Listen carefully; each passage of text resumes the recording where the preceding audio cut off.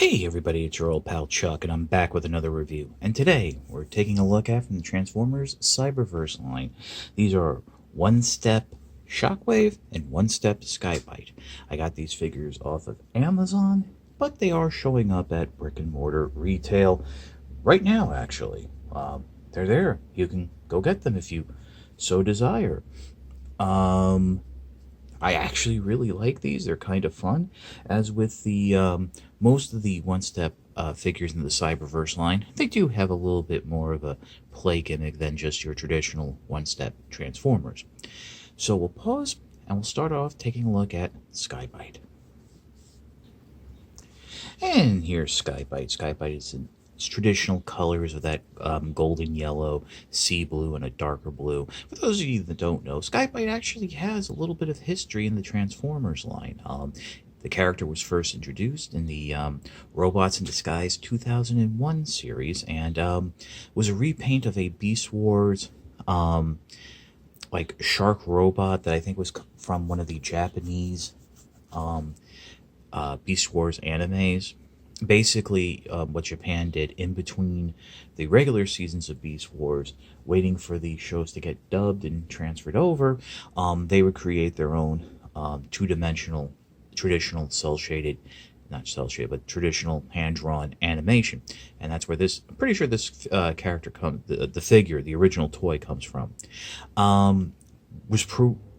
Became very popular basically because it was the poet laureate of the Decepticons, and since then has always been a fan favorite. Had a Voyager class figure in the Thrilling 30 line, and has been featured in the comic books, and apparently will be featured in the Cyberverse cartoon.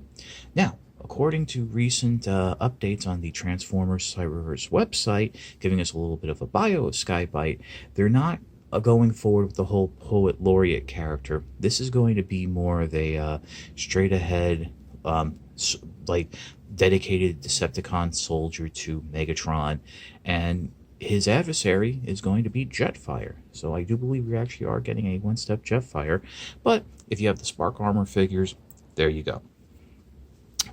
Transformation, as with all one-step changers, is very simple. This is actually a little bit of a new transformation that I don't remember seeing before. What you want to do is grab the figure from the midsection there and grab it from the fin and pull down. And what you'll do is the waist will rotate and things will spin around. You will have to apply a little extra force to pull the fin up and reveal the robot's head. From there, you can go ahead and bend this arm down. It does snap into place. I'm going to kind of knock the head down. And then you can just telescope out the shark head. And there is Byte. Byte's little play feature is you can straighten this arm forward. And his back little tail fin cannon thing will spin around. You can also bring the arm around. And it's actually nice because you do have like a little bit of a joint there. So you do have some play features with the shark head. To transform it back, you want to bring the arms back down into a neutral position. This arm with the play feature, you do want to snap back into place. Grab the figure, make sure this is, and fold up the shark head. Grab the figure by the same two positions, press down on the tail fin, start to rotate, and everything will come back into place, just like so. I kind of want to say that it should lock in more on this section, but it really doesn't. But everything holds, as well as a one-step changer can. I'm sure a lot of people are going to grab this figure who are fans of Byte just to have on their desk. And let me tell you, this does make a fun little desk version of Byte to have. So we'll pause and we'll take a look at Shockwave. Okay, so Shockwave is a simplified version of its Spider Tank alternate mode. Shockwave's actually proven to be a very popular character in the Cyberverse line just because of its Warrior class figure and its Ultra class figure actually being pretty decently articulated and fun figures. The gimmicks not being that obtrusive, but this is a one-step figure, so I think some people will be into it. If anything, just to have like a spider drone to go with those other Shockwave figures. Now I'm going to have to turn the figure around to activate the transformation gimmick because it's actually done from the rear. And this is, again, something I haven't seen before, so it is nice that Hasbro is doing newer one-step transformation gimmicks instead of relying on the ones they've already established. What you want to go ahead and do is grab both back legs. You can even do this with one hand, and you're going to push them together, and the robot will spring up. And there is Shockwave in its robot mode.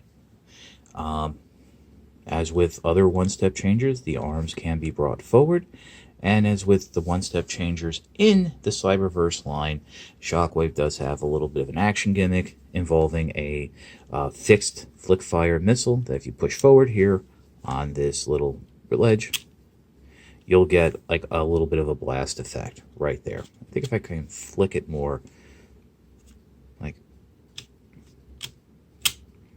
there you go. I mean, I think it's supposed to shoot out more, but there's a lot of friction there due to the molding of the blast effect. But it is really nice to have. And it's actually a really cool looking Shockwave figure. They really, didn't skimp out on the spider robot detailings. I mean, as you can see, those are really supposed to be his legs, so that you do have like a little bit of fake molding going on. And those are articulated, by the way, so you can adjust them. It's interesting that how he also has that little bit of a hero pose with the pelvis going forward. But I do want to mention the feet are on the ground. There is no like off balance because of these legs. So to transform it back, come around, bring the legs back out, and Shockwave will just flop back down. This is a very cool, nice looking figure.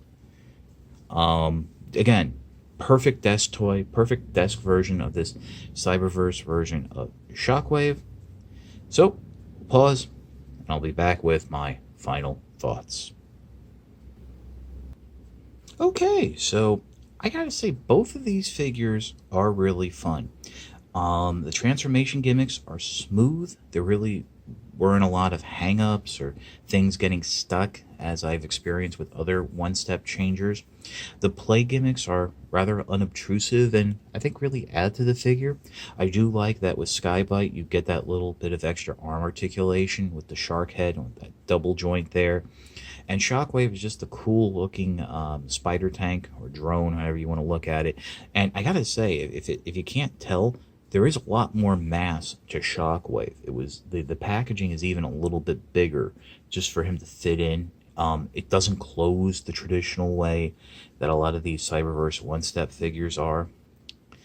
As I mentioned, I got these off of Amazon.com, but they are showing up at retail, and I definitely recommend them. I think both will make great companion pieces to their Spark Armor figures, which Byte's is out now, and Shockwaves will be coming, I think, sooner than later. Just because I've seen some things. So definitely, again, worth a pickup. Great desk versions of these iconic characters in their Cyberverse cartoon forms. And there's really nothing more I can say. This is your old pal Chuck for Shockwave and Byte. We will see you next time.